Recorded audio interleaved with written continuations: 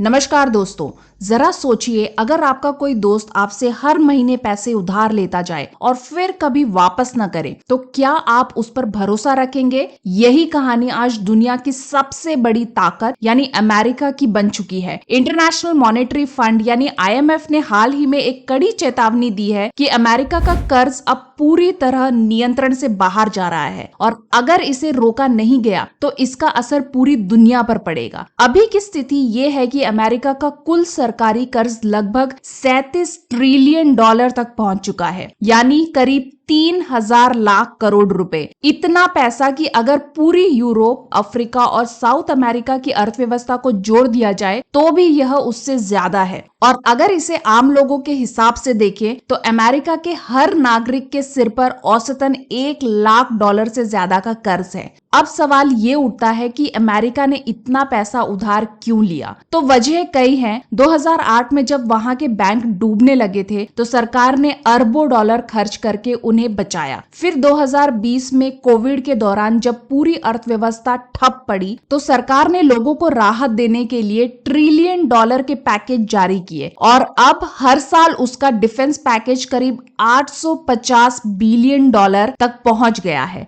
जो दुनिया के अगले 10 देशों के रक्षा बजट को मिलाकर भी ज्यादा है। यानी अमेरिका लगातार कर्ज लेकर अपने सिस्टम को चलाता रहा, यह सोचकर कि उसकी ताकत और डॉलर की डिमांड उसे कभी डूबने नहीं देगी। लेकिन अब स्थिति पलटने लगी है, क्योंकि अमेरिका पर जितना कर्ज है उसका ब्याज ही हर साल 1 ट्रिलियन डॉलर से ज्यादा हो गया है। सोचिए, सिर्फ ब्याज यानी लोन का मूलधन नहीं, सिर्फ उसका ब्याज अमेरिका के पूरे रक्षा बजट से ज्यादा है। इसका मतलब है कि अब अमेरिका जो टैक्स अपने लोगों से वसूलता है उसका बड़ा हिस्सा सिर्फ पुराना कर्ज चुकाने में चला जाता है। अब इससे पूरी दुनिया चिंतित है, क्योंकि अमेरिका का कर्ज किसी एक देश से नहीं है। चीन, जापान, इंग्लैंड, ये सभी देश अमेरिका के सरकारी बॉन्ड्स में पैसा लगाते हैं। बॉन्ड्स मतलब ऐसा कागज जो कहता है कि अमेरिका आपको ब्याज के साथ आपका पैसा लौटाएगा। पर अब IMF की चेतावनी के बाद कई देश धीरे धीरे अपने बॉन्ड्स बेच रहे हैं। चीन ने अपनी अमेरिकी होल्डिंग्स 15 साल के सबसे निचले स्तर पर ला दी है। जापान और यूरोप के कुछ देशों ने भी पिछले महीनों में अपनी हिस्सेदारी घटाई है। इसका सीधा मतलब है कि दुनिया अब अमेरिका को उधार देने से पीछे हट रही है। अब सोचिए, अगर बहुत सारे देश एक साथ अपने अमेरिकी बॉन्ड्स बेचने लगे तो क्या होगा। तब बाजार में इन बॉन्ड्स की सप्लाई बढ़ जाएगी और अमेरिका को नए खरीदारों को आकर्षित करने के लिए ब्याज दरें बढ़ानी पड़ेगी। और जैसे ही ब्याज दरें बढ़ेंगी वैसे ही अमेरिका के ऊपर ब्याज का बोझ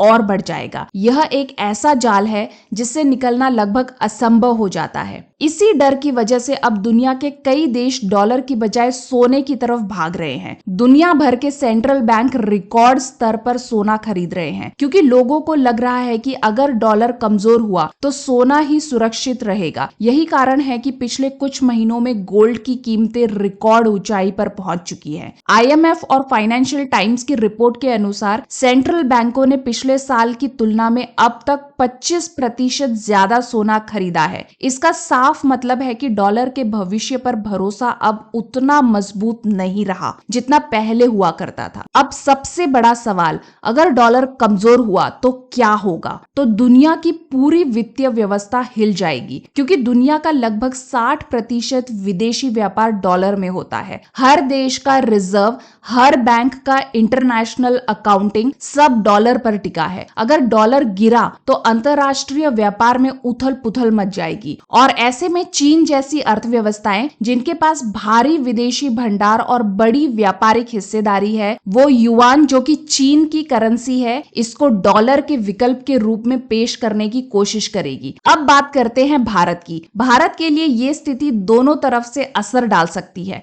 अगर डॉलर कमजोर होता है तो रुपया मजबूत हो सकता है, लेकिन साथ ही अगर अमेरिकी अर्थव्यवस्था में गिरावट आती है तो विदेशी निवेशक भारत से पैसा निकाल सकते हैं। इससे शेयर बाजार में गिरावट और रुपया पर दबाव दोनों दिख सकते हैं। भारत जैसे देश जो सोने के सबसे बड़े खरीदारों में से एक है, अगर गोल्ड महंगा होता रहा तो उसका इंपोर्ट बिल और बढ़ेगा और इससे ट्रेड डेफिसिट यानी व्यापार घाटा और बड़ा हो जाएगा। IMF की रिपोर्ट में साफ कहा गया है कि अमेरिका को अब अपनी नीतियां बदलनी होगी, अमीरों पर टैक्स बढ़ाना होगा और फिजूल खर्ची रोकनी होगी। लेकिन अमेरिका में अमीरों पर टैक्स बढ़ाना राजनीतिक रूप से बहुत मुश्किल है, और अगर वो सोशल वेलफेयर, हेल्थ या एजुकेशन पर कटौती करता है तो वहां के लोग सड़कों पर उतर आएंगे। ऐसे में अमेरिका के पास बचता है सिर्फ एक रास्ता, बाकी दुनिया पर आर्थिक बोझ डालना। और यही वो स्थिति है जब अमेरिका अपने इंपोर्ट्स पर टैक्स लगाता है, विदेशों से आने वाले लोगों पर पाबंदी लगाता है और खुद को सेल्फ सफिशिएंट इकोनॉमी कहता है। लेकिन सवाल ये है कि क्या ये सब काफी होगा? IMF का कहना है कि नहीं। अगर अमेरिका अपनी फिस्कल पॉलिसी यानी सरकारी खर्च और टैक्स व्यवस्था नहीं संभालता तो आने वाले कुछ सालों में यह एक ग्लोबल फाइनेंशियल शॉक में बदल सकता है। कुछ अर्थशास्त्री तो ये तक कह रहे हैं कि अगर ब्याज दरें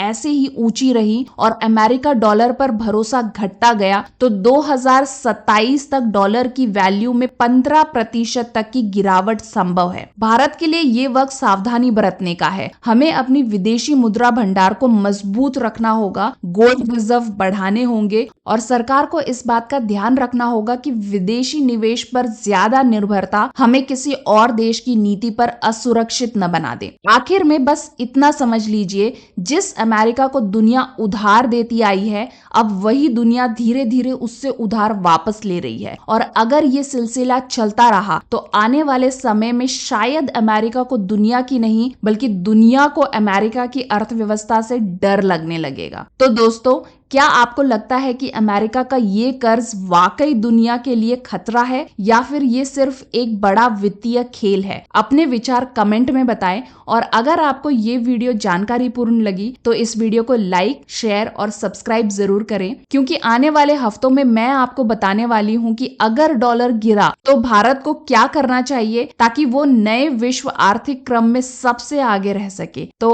आज की खबर में बस इतना ही। अब हम मिलेंगे कल एक नई खबर के साथ। धन्यवाद। जय हिंद, जय भारत।